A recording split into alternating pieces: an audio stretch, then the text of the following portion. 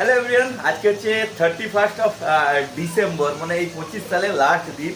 তো আজকে দুপুরবেলা আমাকে রুমি বলেছিল কি মাংস আনতে, যেহেতু বছরের লাস্ট দিন আর কালকে বৃহস্পতিবার মাংস হবে না, তো সেই জন্য আমি মাংস নিয়ে এসেছি। আর রুমিকে আমি বলেছিলাম তুই মাংস রান্না করবি না, আমি একটা স্পেশাল ধরনের একটা রান্না করবো, আমি বাড়ি এলে রান্না করবো। তো আমি বাজার থেকে বাড়ি চলে এসেছি, আর এসে যখন দেখি রুমি একটা কী সব ভাতের কী সব বানিয়েছে এই রাইস কুকারে, দেখি ফ্রাইড রাইস টাইপের একটা বানিয়েছে। আর আমি যেটা বানাচ্ছি সেটা দেখুন, এই যে তেলে ফুটছে মাংস, গরম গরম পুরো একেবারে তেল, তাতে মাংস এখানে ফ্রাই হচ্ছে। আর এই যে চলে এসছে, কে এসছে? বাবা দেখি কি করছো এখানে, কি করছো?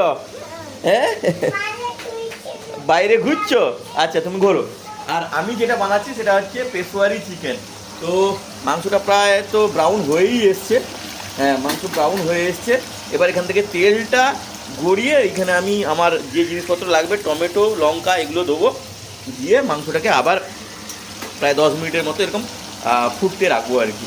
এই যে হচ্ছে আজকের স্পেশাল পেশোয়ারি চিকেন। এর আগে তো খাসনি, হ্যাঁ ফার্স্ট টাইম। তো মাংস তো ফ্রাই করা হয়ে গেছে, দেখুন তেল এতটা তেল নামিয়ে দিয়েছি।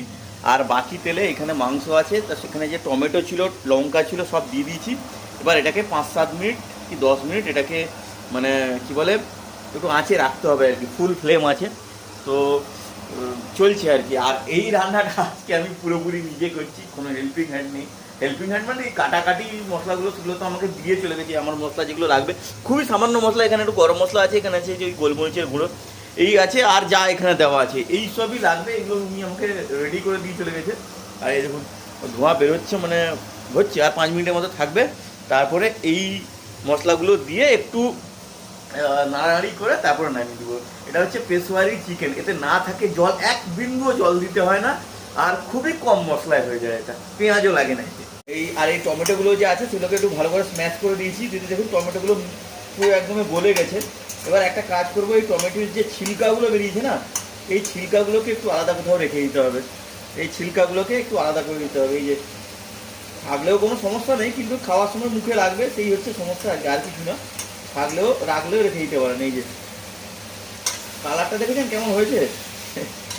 এই হচ্ছে পেশোয়ারি চিকেনের কালার। এই যে ছিলকেগুলো আছে না, এগুলো একটু বের করে দিতে হবে।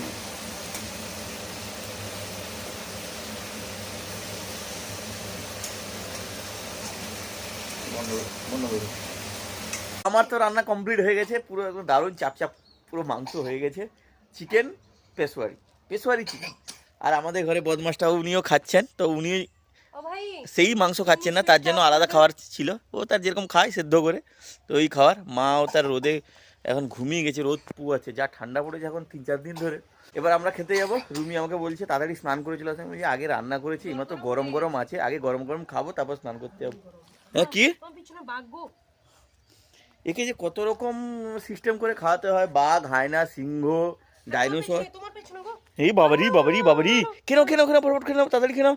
হ্যাঁ, আর ছেলেটা 2.5 বছর হয়ে গেল, এখন চিবিয়ে খায় না। এই দেখুন কিরকম হচ্ছে, দেখুন দেখুন বের করে দিলে চিবিয়ে খাবে না, যা হবে সে গিলে দিবে। এই ছেলেটা এত বদমাশ হয়েছে। মুখ বের করে ফেলেছে। না আগে খেয়ে নি তারপর চান করবো। ও খিদে পাচ্ছে, সকাল থেকে আমি শুধু কিচ্ছু খাইনি সেরকম। কি চলে এসছে, কিছু নেই যদিও। একে তার ঢেকুরও উঠে যাচ্ছে খেতে খেতে। বাবা তাদের খেয়ে না, এবার আমরা খেতে যাবো। এই দেখুন পেশোয়ারি চিকেন পুরো রেডি, এবার সার্ভ করছে রুমি। এই যে আজকে বসছি এই শালপাতায় খেতে, বাড়িতে অনেক শালপাতা জমে গেছিলো, ওই যে আমাদের একটা ঘরে অনুষ্ঠান পুজো হয়েছিল না, তো সেই জন্য সেগুলো আগে কাজে লাগিয়ে দিচ্ছি। স্যালাড আছে, আজ এখানে ভাতটা একটু আলাদা রকমের করেছে ভাতটা। আর এই যে পেশোয়ারি চিকেন, দেখেছেন টেক্সচারটা? ওহো বাবা তুই এখানে বস। আর এই তো বদমাশি করতেই আছে আর কি। ও তাকেও শালপাতা দিতে হবে, দাঁড়িয়ে মাথাকে ধরো। না এতে বেশি গ্রেভি হয় না এতে। ঠিক আছে, তো এই দিয়ে আজ হবে আমাদের খাওয়া দাওয়া। সবার শেষে রুমি খেতে বসছে, এবার রুমির কাছ থেকেই ফিডব্যাক নিই। কিরকম হয়েছে? তুই তো খেলি, একটু টেস্ট তো করেছিস? আমি টেস্টও করেছি, হ্যাঁ আমার অল্প একটু এতক্ষণ খাওয়াও হয়ে গেছে। যেটা বুঝলাম যে এইসব রাইসের সঙ্গে এই চিকেনটা ভালোই যাচ্ছে।